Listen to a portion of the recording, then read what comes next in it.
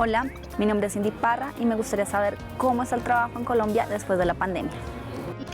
Con la pandemia causada por el COVID-19, se estima que se perdieron unos 200 millones de empleos alrededor del mundo, dejando por fuera un número muy alto de personas del mercado de trabajo, impactando particularmente a las mujeres. En Colombia, en el trimestre abril-junio de 2022, la tasa de desempleo de las 13 ciudades y áreas metropolitanas fue de 11,3%, disminuyendo un 5,4% con respecto al 2021. Sin embargo, además de que la cifra igualmente no es alentadora, hay brechas que preocupan. El 45,4% de la población ocupada gana menos de un salario mínimo en el país. La informalidad está, según el DANE, en 44,7%, pues de 11,16 millones de trabajadores en las 23 ciudades y áreas metropolitanas que hacen parte de la medición, hay 6,16 millones formales y 4,99 millones en la informalidad. Mejor dicho, aquí hay mucha tela que cortar.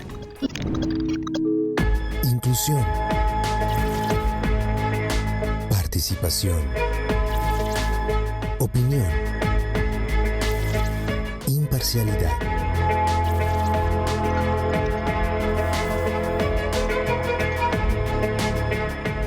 Bienvenidos a Toma el Control. Hola, yo soy Cristian. Y yo soy Sara Sofía. Y los dos vamos a tomar el control, ¿cierto, Sara? Porque hoy yo también tomo el control. Entonces vamos y tomemos el control. Hola, aquí comienza un nuevo capítulo de Toma el Control. Hoy hablaremos acerca del trabajo, de aquello que nos hace levantar todos los días para poder cumplir nuestros sueños. El 7 de octubre se celebra la Jornada Mundial por el Trabajo Decente, una fecha promovida por la Confederación Sindical Internacional que organiza actos en todo el mundo. El objetivo es solo uno: promover anualmente una jornada de movilización mundial con la participación activa de trabajadores de todo el mundo, a fin de reclamar condiciones decentes. Y aunque ya nos contarán un poco más, el trabajo decente es aquel que permite que ganemos ingresos bajo un esquema de derechos y protección social, promoviendo el progreso social y económico que contribuya al bienestar de las personas, sus familias y las comunidades a las que pertenecen. En Colombia se conmemora esta jornada bajo esta misma línea, buscando que se respeten los principios y derechos laborales fundamentales, con un ingreso justo y proporcional al esfuerzo realizado y sin discriminación. Vamos a ver cómo estamos y qué retos tenemos por cumplir como país. Pero antes, aprendamos algo nuevo en nuestro diccionario audiovisual. Este es el lenguaje de las luces y las cámaras. Aquí está el diccionario audiovisual. El montaje audiovisual es el proceso en el que se unen trozos de una película para crear distintas secuencias, generalmente siguiendo un guión cinematográfico o idea del director. En video, la palabra equivalente es edición. Así, quien se dedica a esta labor le da un ritmo a lo que se esté creando, compone a partir del material que tiene a la mano y exalta a lo que quiere exaltar. En cierta medida, por ese juego rítmico, el montaje tiene que ver mucho con hacer poesía a partir de las imágenes.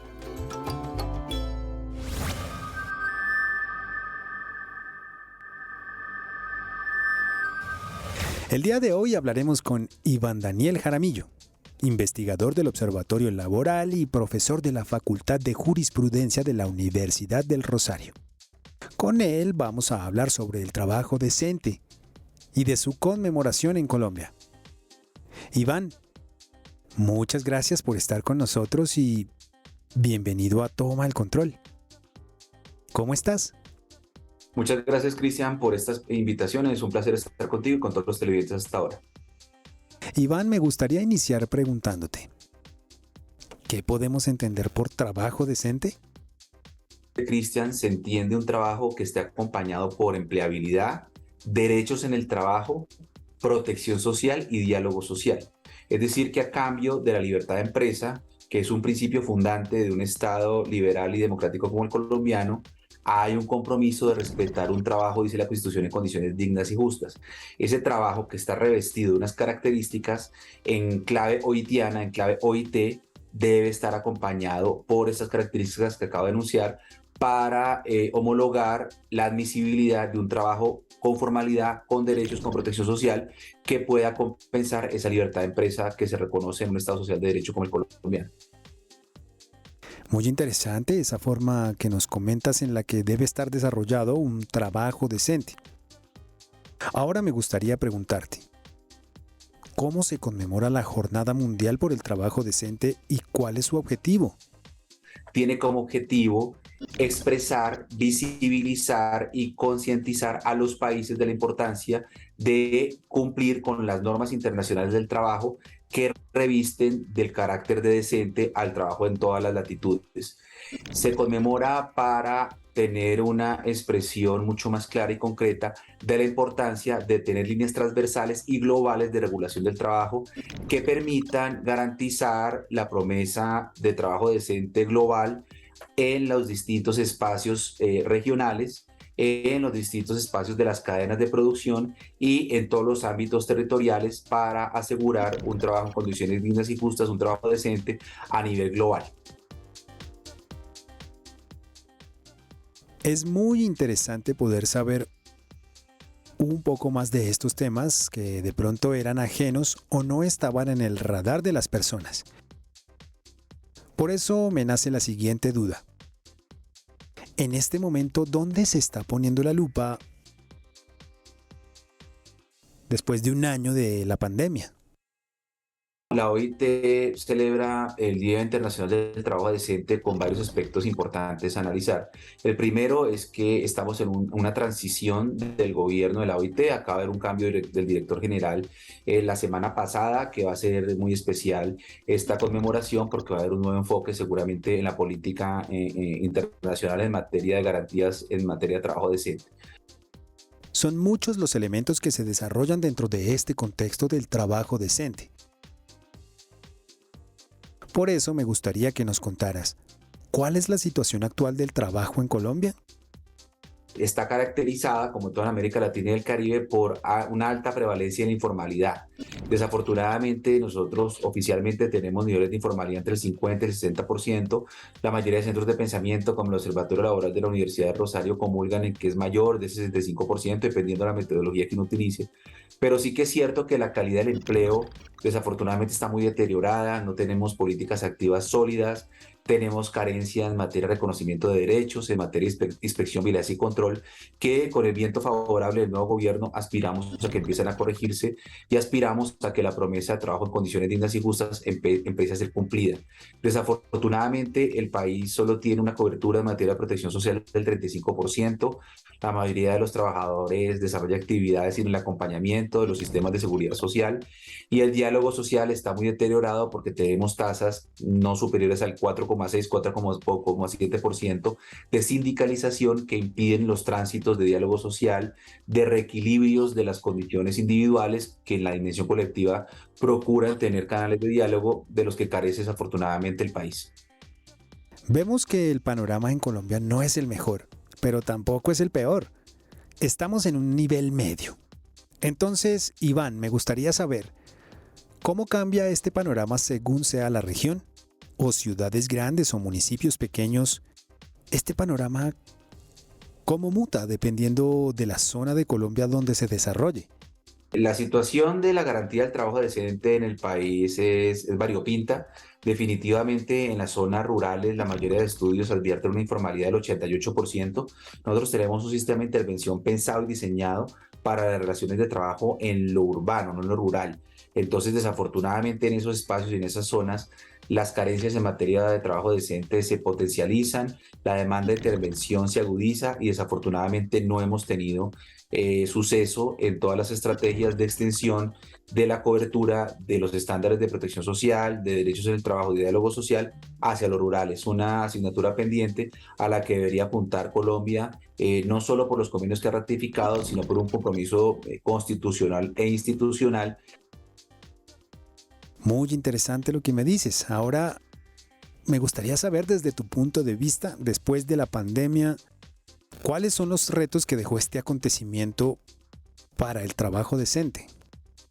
Prefiero analizarlo y enfocarlo en las metas prepandemia, no los indicadores que tenía Colombia prepandemia, porque prepandemia Colombia en el mes de febrero de 2020, justo antes de la iniciación de las políticas de confinamiento en marzo de 2020, presentaba estándares de desempleo del 12,1% e informalidad del 60%. América Latina y el Caribe tenía un promedio regional del 7,8%. Luego había una promesa y había una meta institucional de reducir los estándares de desempleo al promedio regional de 7,8%, al menos fue lo que declaró el gobierno anterior al inicio de su mandato.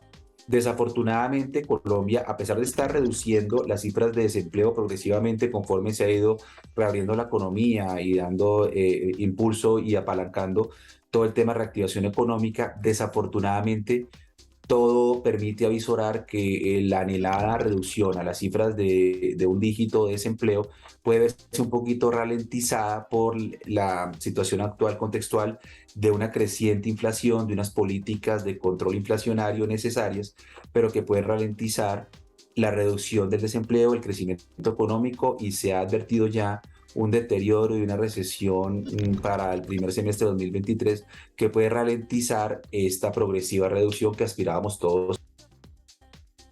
Vemos que la pandemia ha dejado diferentes problemáticas que se estaban eliminando, pero a causa de lo que pasó aumentaron considerablemente. Entonces, Iván, en ese caso me gustaría meterme en el tema de la igualdad de género. ¿Cómo está este tema con respecto a la equiparación de géneros? En Colombia, la situación de las brechas por género, si bien ha tenido algún tipo de corrección en la reactivación económica, mantienen brechas no solo ocupacionales, sino salariales preocupantes. Se había venido reduciendo del 8% al 6% la brecha ocupacional. La brecha salarial se mantiene entre 2 y 15 puntos.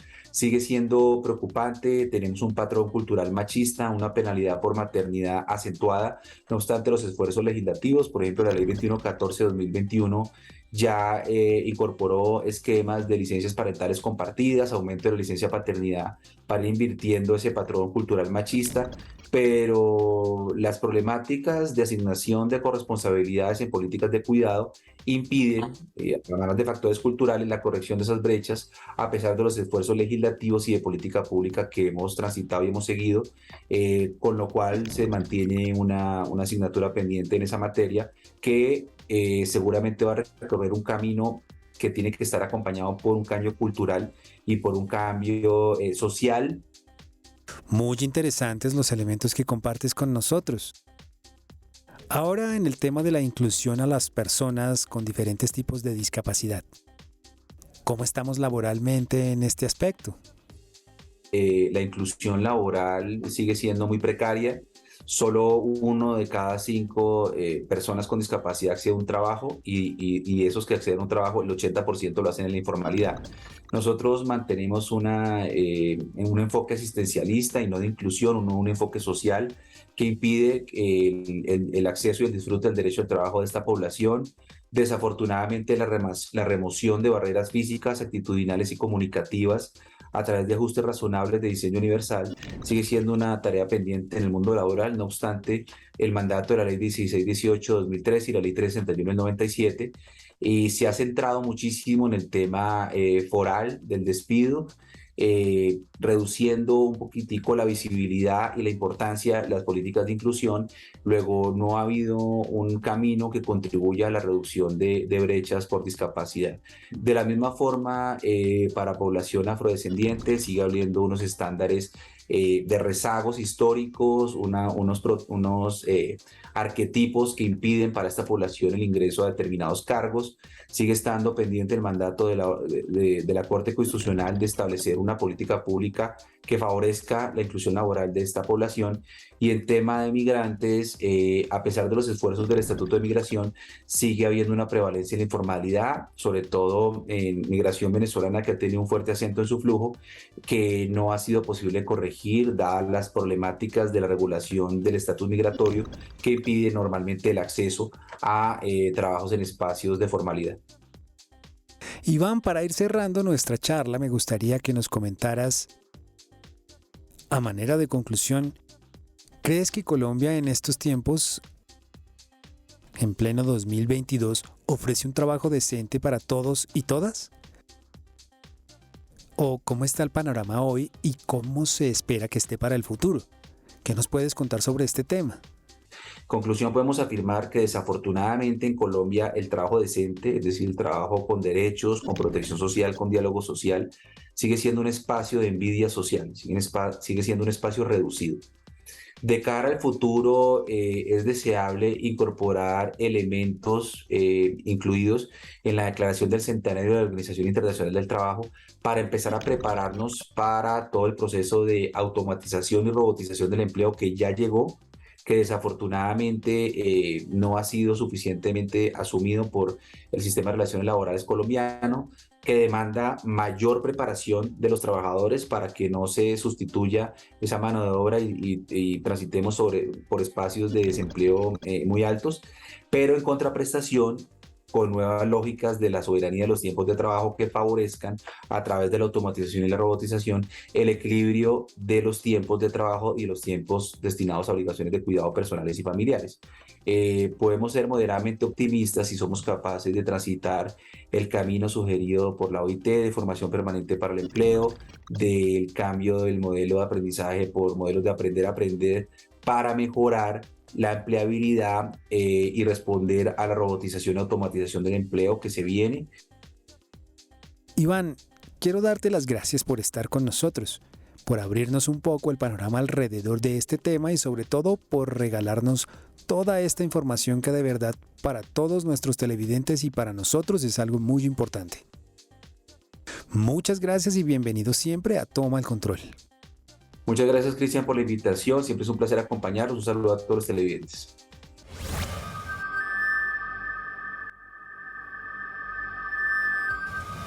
Aunque el trabajo decente aterriza en una serie de políticas públicas que se toman desde el Estado, es claro que los grandes protagonistas de esta jornada son los trabajadores y sus reivindicaciones por lograr mejores condiciones laborales. Algo que nos conviene a todos y todas. Así que, teniendo el panorama que nos dieron desde el Ministerio del Trabajo, queremos poner la lupa en la industria audiovisual. Y lo queremos hacer con unos personajes que por años nos brindan entretenimiento, nos despiertan emociones y hasta nos hacen reflexionar. Los actores. Por eso acompañemos a Sara en esta entrevista.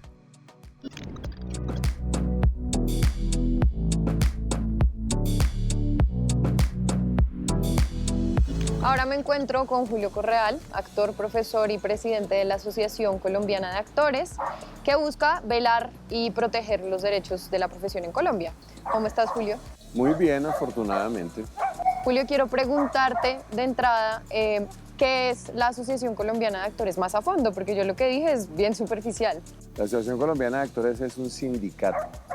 Es una organización de carácter sindical, gremial, que agrupa actrices y actores colombianos y no colombianos, pero que residan en el país y que trabajemos en los distintos espacios en los que se puede desempeñar el rol de actor. ¿Desde cuándo existe esta Asociación Colombiana de Actores? El 26 de mayo de 2014 fue la asamblea de fundación que se hizo en el Teatro Nacional Fanny Mickey, que es el antiguo Teatro Nacional de la calle 71.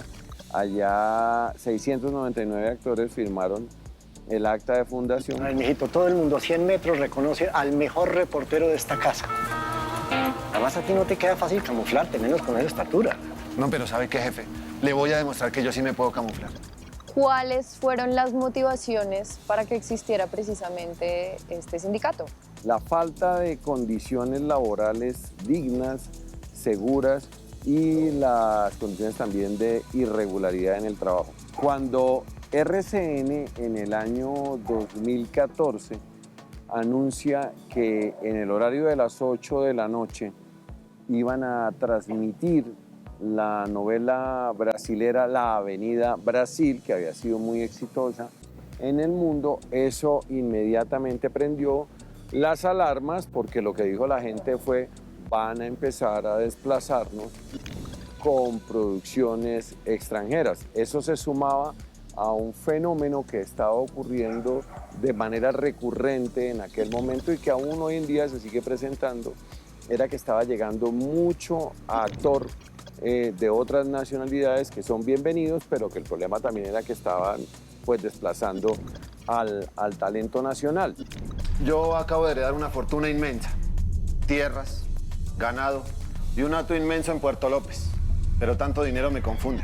Entonces, de allí surgió una primera reunión que se hizo en la sede de Actores Sociedad Colombiana de Gestión, que es la otra organización gremial que nosotros tenemos. Santiago Alarcón y yo fuimos a la CUT, hablamos con quien era en ese entonces el secretario, que hoy en día sigue en la Junta Directiva siendo fiscal.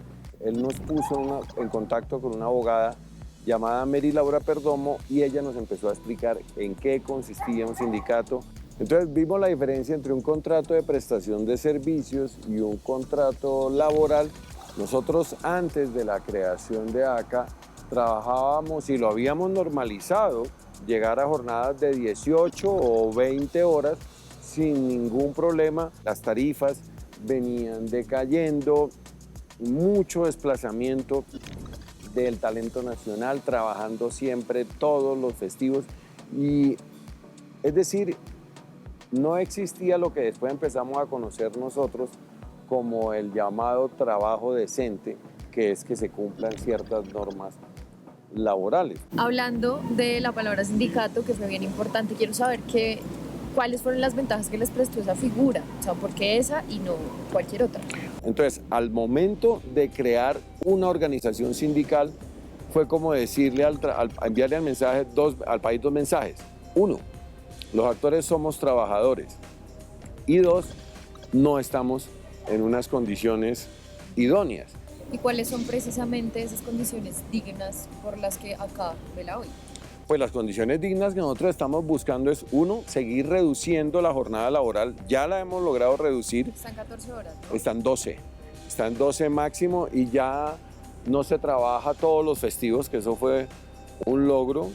Pero tenemos que llegar a cambiar las formas de contratos, tenemos que llegar de algún momento a tener acuerdos tarifarios porque eso se ha vuelto la locura. Nosotros hemos logrado impulsar que se abran nuevos espacios de trabajo y poco a poco hemos visto cómo la televisión pública dejó de producir únicamente contenido cultural, entre comillas, que tenía que ser solamente de tipo documental y empezaron a hacer ficción y se han hecho productos muy interesantes. La existencia de ACA nos permitió, por ejemplo, que cuando se acaba la ANTV y los contenidos que patrocinaba la ANTV, los recoge Mintic, nos llamen de Mintic y nos digan: queremos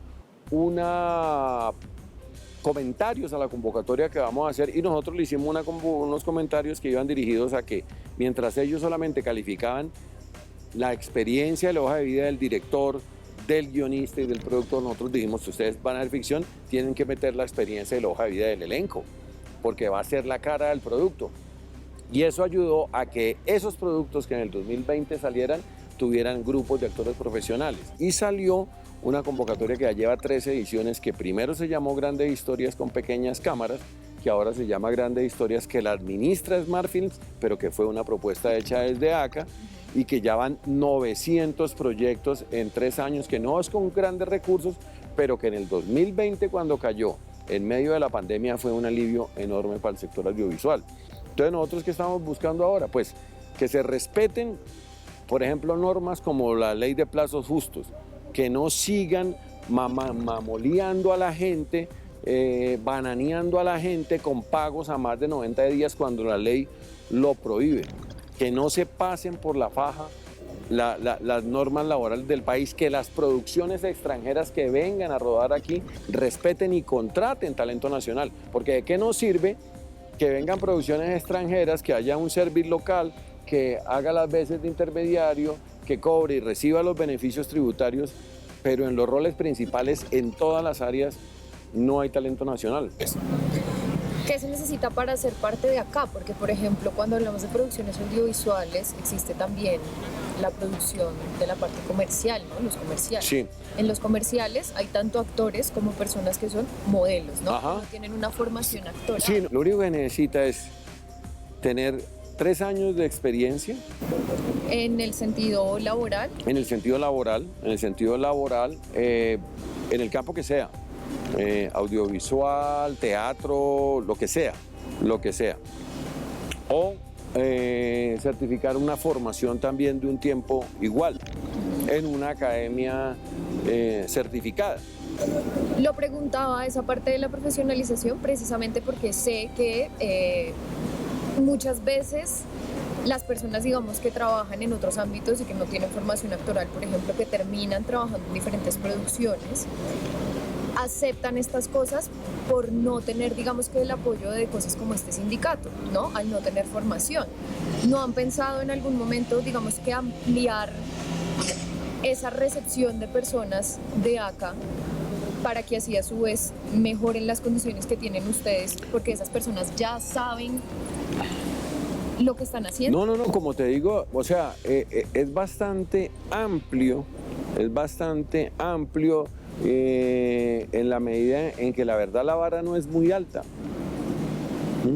3 años de ejercicio en el teatro o en el audiovisual. Lo que pasa es que es muy distinto si alguien ejerce como actor hoy y no más, pero sí estamos buscando una manera, lo que sí es como que la gente la tenga clara, que si tú, por ejemplo, hoy llegas a trabajar, puedes estar protegida por nosotros, porque además hay una ley que estamos en mora de reglamentar, pero hay una ley que dice no se puede trabajar más de tanto tiempo, tienen que estar trabajando con contrato, el contrato que sea, pero no puede trabajar sin contrato. Los niños no pueden trabajar más de 6 horas y los ve uno trabajando 10 o más, como cualquier adulto. Bueno, Julio, pues muchas gracias por todo ese conocimiento y por permitirnos conocer un poco más del mundo actoral y de cómo se le debe respetar aquí en Colombia. No, pues gracias a ustedes por abrirnos este espacio y a los colegas que lleguen a ver esta entrevista y a la gente que esté pensando en dedicarse a la actuación, pues el mensaje es, uno, que se formen, que estudien. No necesitan el título profesional, si lo tienen es mejor. Es mejor porque le puede abrir espacios, cuando esté muy duro el camello pueden trabajar como profesores en una universidad, como lo hago yo, que si no tienen el título no lo pueden hacer. Y lo otro, que se acerquen al sindicato, que la verdad, nosotros estamos ¿para qué? Para procurar mejores condiciones. Es mucho lo que hay que proteger. Aquí los empresarios han satanizado a los sindicatos, los han perseguido y han asesinado a muchos dirigentes, pero la verdad es que lo que ha garantizado las condiciones laborales del país es la existencia de organizaciones sindicales. Muchas gracias. No, encantado. Los datos que no podemos olvidar de este programa en nuestra claqueta final. En Colombia, la Jornada Mundial por el Trabajo Decente se celebra con diversos actos académicos y políticos promovidos por organizaciones sociales y sindicales, y con movilizaciones en las principales ciudades del país, siempre de manera pacífica. Las centrales sindicales CUT, CTC y CGT suelen programar eventos especiales y marchas en las principales ciudades del país. Los resultados preliminares del informe Derecho al Trabajo señalaron en 2021 que, en el marco de la recuperación económica, resulta deseable promover la estrategia de inclusión laboral de personas con discapacidad en el marco de la Convención de Personas con Discapacidad de la ONU. Igualmente, se habló de respetar las garantías de igualdad ocupacional y salarial en materia de género en los términos de los convenios fundamentales de la OIT. También se plantea como central la necesidad de integrar a Colombia en la estrategia de eliminación de las formas de acoso laboral en los términos del convenio 190 de la OIT sobre la violencia y el acoso a través de la ratificación de este instrumento internacional. Como país tenemos que trabajar unidos para que todos gocemos de condiciones laborales decentes. Esa es parte de la idea de construir un país. Que todos vivamos bien bajo acuerdos justos. Son muchos los retos que tenemos por delante y esto nos debe animar a levantarnos cada día para hacer realidad nuestros sueños de vivir en comunidad. Me despido por hoy y recuerden escribirnos a nuestro correo defensor@canal13.com.co para que allí nos dejen sus inquietudes, sugerencias o peticiones. Nos vemos pronto.